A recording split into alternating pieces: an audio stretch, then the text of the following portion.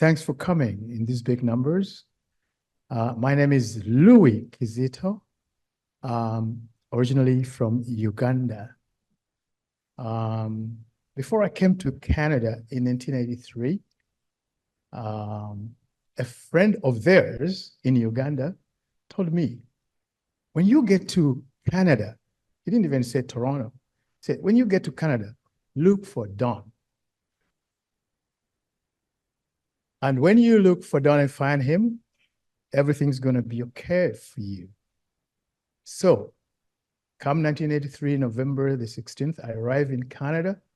And the next day, November 17th, I went to the city of Toronto at the address where I was directed by that gentleman. This gentleman was a friend of his, Mr. Taylor, that they worked with in Uganda and Kenya. Those days, they were developing a labor kind of structure that would develop the African labor unions. And so this friend of his told me, yep, if you meet Don, you are done. So I arrived and I went 17th November, I went to the city and I went to the address where I was directed and I found Don. He was so welcoming. He said, oh, you are from Paul? Paul sent you? He said, yeah. Okay, what brings you here? He asked. I said, I'm migrating here, just like everybody else does. And well, he said, yeah, it's a very difficult country to live. Do you have any skills? And I said, what do you mean, skills? Because back in Africa, people have skills, but they don't know they do have them.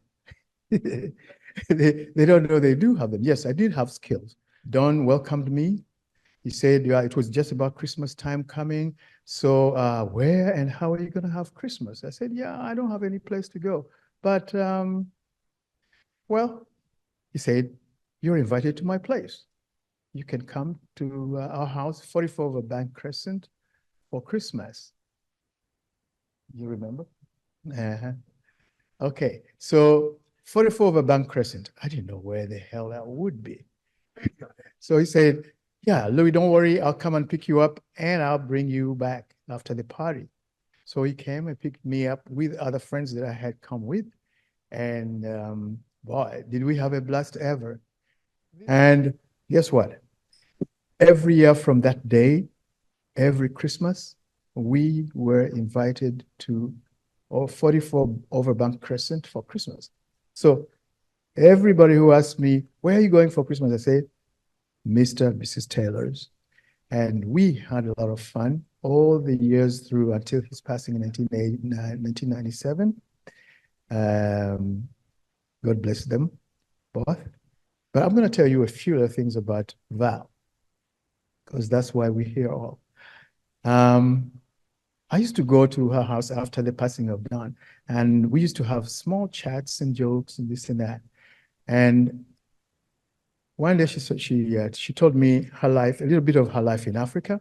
She was a secretary, a very professional one, by the way. She was a professional secretary. So she was secretary to a minister who I knew as well. Like eventually when I grew up, I knew him. And she told me a joke about him.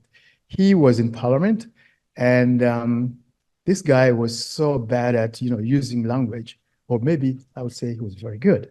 So when the previous speaker had finished his speech, this Mr. who Val was secretary for stood up and said, Mr. Speaker, sir, the previous speaker is stupid. And the speaker said, out of respect, I ask you to withdraw that statement. So the minister stood up again and said, Mr. Speaker, sir, I withdraw that statement. The previous speaker has not the brain. So she was so humorous. She used to tell a lot of things that, made life easy and humorous, and you joke about it, a lot of things. So the last one she asked me, rather I asked her, if you had a lot of money and you would like to invest in me, I have a project that I think would be a very good one. Then she asked me, Louis, what kind of project do you have? I said, yeah, eulogizing parties. And she said, yes, Louis, that's a very grand idea. You see what we're doing here, right here? What is this? We are eulogizing, but the thing is, she's not here. No? So the eulogizing parties would be like, my idea was that I told her, that was my idea, that we would have the eulogizing party. The guy would come and sit on top of the coffin, and then everybody gathered like you are would say the truth, just like you're saying it here about that person, instead of having to say those things to ourselves rather than to the person they refer to.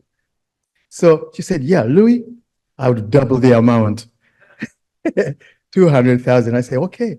But then came the time when I couldn't, I wasn't corresponding with her for a very little while, long while maybe, I'd say. And she suddenly passed away. I only got to know last year when Joey told me, I can see your name in the list of Mama's contacts, and I didn't know how to reach you, but Mama passed. I said, oh my God, she did? I said, yes. She said, yes, she did. And he told me, well, she had a very quick illness, but to take you back a little, she had told me, Louis, you are not invited to my funeral. Exactly in that tone. You are not invited to my funeral. And I said, really? Can you be so cruel? She said, yeah, you're not. There's going to be only 4, 5 to 6 people at my funeral. And then, well, it happened. I don't think it was just 6 people, was it? Anyway, that is Val. I'm not going to say a lot of things because everybody has actually said so much about these people. They were very loving people, very welcoming people. They like people from different cultures. And you can see from Joey and Annalisa, they all do the same. I think it's a very beautiful world with all different cultures living together. And that's what Val and Don stood for. Thank you for listening to me. Thank you.